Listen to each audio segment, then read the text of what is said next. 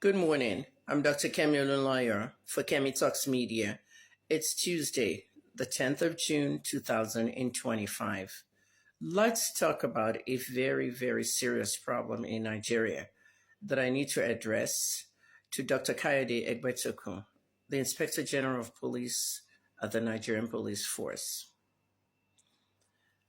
I grew up watching my grandfather as a top cop in the Nigerian police. My grandfather was Chief Samuel Akiyemi, and he has an iconic position in the police force, Deputy Inspector General. The first indigenous DIG in Nigeria. Chief Akiyemi is my mother's father, and thus my grandfather. My grandfather worked alongside IGP Finlay. IGP Finlay was a British white man before independence, and my grandfather retired in 1951 to go into politics. He went into the Western State House of Assembly. It wasn't a state yet, but it was a region. So we called it Western Region House of Assembly. He became the chief whip, deputy chief whip, the whole political scene.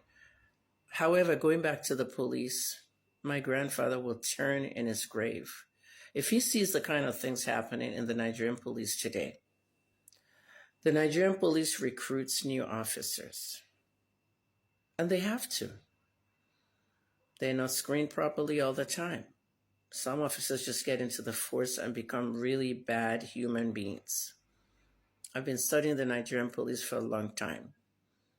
Even I was almost assassinated 3 times by Nigerian police officers working for a billionaire, the late Kennedy Okoko, during the Biyomi case. I'm not going to hold back. I'm going to speak my mind. But on this video, I want to talk about a young police officer. I believe she's about 36, 7, or 8. Her name is Princess Nkiru Nwode. A lot of Nigerians know Nkiru Nwode because of a case that came out on Lover. Sometimes around 2023, early 2023, a story came out on Lover about a bunch of cops at the Anambra RSS who were allegedly torturing, killing, and stealing from victims. We all remember the story. IGP Usman Baba Alkali was the Inspector General at the time. They fingered about 4 men and a woman. I want to focus on the woman. Nkiru Nwode, I have been looking for her. I cannot find her anywhere. They promoted her. Dr. Egbetokun, you promoted her to CSP and you transferred her to Lagos. I haven't seen her in Lagos and no one has. At the end of the day, this is one officer I would love to interview. Unfortunately, I retired from journalism after 31 years, February 94 to 2025. Why exactly am I doing this video, sir? Dr. Egbetoku, you had the Nigerian Police Commendation and Awards 5 days ago, and she was not even honored. I'm taking this personally, but I'm also an investigative journalist that investigated the case. The only journalist that touched that case. When that case broke, I discussed parts of it with Prince Muyiwa Adejobi, the spokesperson. I was doing my own independent investigation. I spent a lot of money on this case, and I found that this officer was innocent. This was a blackmail by the owners of Lover. Miss Tontodike was my biggest suspect. There are other cases against her, and there are cases against VDM, the activists, on saying she doesn't own the page. But Ms. Tontodike owns that page. And she spearheaded the whole collection of a lot of money millions of naira, close to 35 million naira, from the suspect, Nnamdi Eme. Nnamdi Eme, the young man that you put in the police force as an intern or something on NYSC, that got hold of a lot of information he shouldn't have. I obtained a video recently of his stay in prison and what's going on with his case. Mr. Eme blackmailed police officers. He ruined their lives. He ruined their names. He ruined their reputation. And Gistlover posted photos of the houses of this officer's family in America. The Gistlover page was close to 1.2 million and was verified and was removed by Meta. The family in America hired lawyers, I heard, but Meta removed about 2 pages. Let's not forget that IGP Alkali said he will do a comprehensive, full investigation and let the public know. Dr. Egbetokun, it's over 2 years. That investigation report is in my archives. I received a copy of it. It was leaked by top cops in your department, and I've seen everything in it. You promised that you will release that to the media. The media in Nigeria are puppets. They don't do anything. They don't do any digging. They wait for you to release statements all the time, and they just report. They don't investigate. What I saw in that report is very damning and very damaging to the police force. Some of your top officers, your top cops, were benefiting from Nnamdi Eme. A lot of money was missing from the victim's account, the victim that came from Turkey, and they accused him of being IPOB. We all remember how Nnamdi said photos and videos of torture, killings, and things that didn't happen to Gistlover. At the end of the day, the victim was alive. His family came up and spoke, and he's even gone back to Turkey. Nnamdi is in prison. CSP Nwode went to Cotonou. I surveilled that lady, Republic of Benin, to arrest Nnamdi Eme. A woman single-handedly spearheaded that alongside Interpol officers. She did the surveillance. I obtained things you don't even want to see. I have not been able to post them online because they're too sensitive.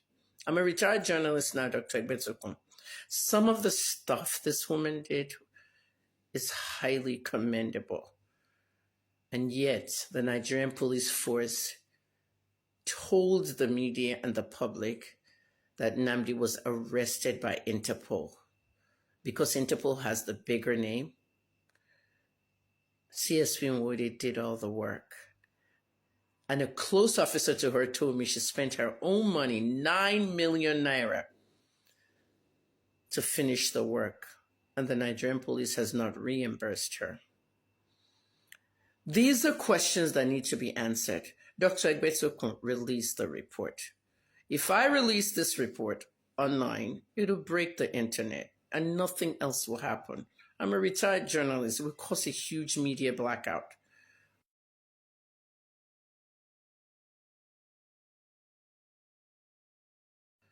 And all the bank statements. CSP Nwode should have been awarded on that day. She should have received a commendation award. It was bravery, and she represented the people of Nigeria. Dr. Egbetokun, I want to write the Minister for Women's Affairs. Women need to be recognized more. So, Dr. Egbetokun, I do want to write a letter to the Honorable Minister of Women's Affairs, Honorable Imam Suleiman Ibrahim, and First Lady Oluremi Tinubu with regards to this. There are many award shows around the world, from music to sports, that we feel that somebody needed to win and they were robbed. And that's the term, they were robbed. In this case, CSP Nwode was robbed.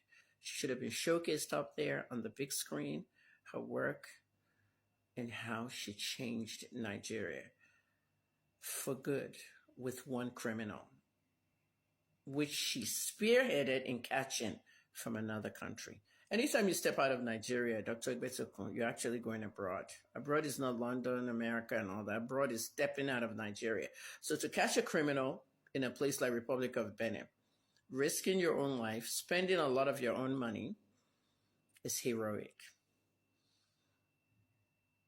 And my wish may never come true, but my wish was to have CSP Nwode come up there and receive an award for something close to Police of the Year, Lifetime Achievement, something. I discovered this officer. I've never met her, and I'm still looking for her. I discovered her doing good works in Anambra State somewhere in 2018, and I will insert that blog post at the end of this video. Dr. Egbetokun, I think you should address this. A bunch of journalists, we teamed up together and we want to actually give her a gift for her good work. $1,000. Some of us journalists contributed that. If you could please help us find CSP Nwode, we'd just like to give her our own appreciation. $1,000 from a bunch of journalists. Thank you very much. Thank you to the people of Nigeria, my fellow Nigerians. Thank you to the men and women of the Nigerian police force. God bless Nigeria.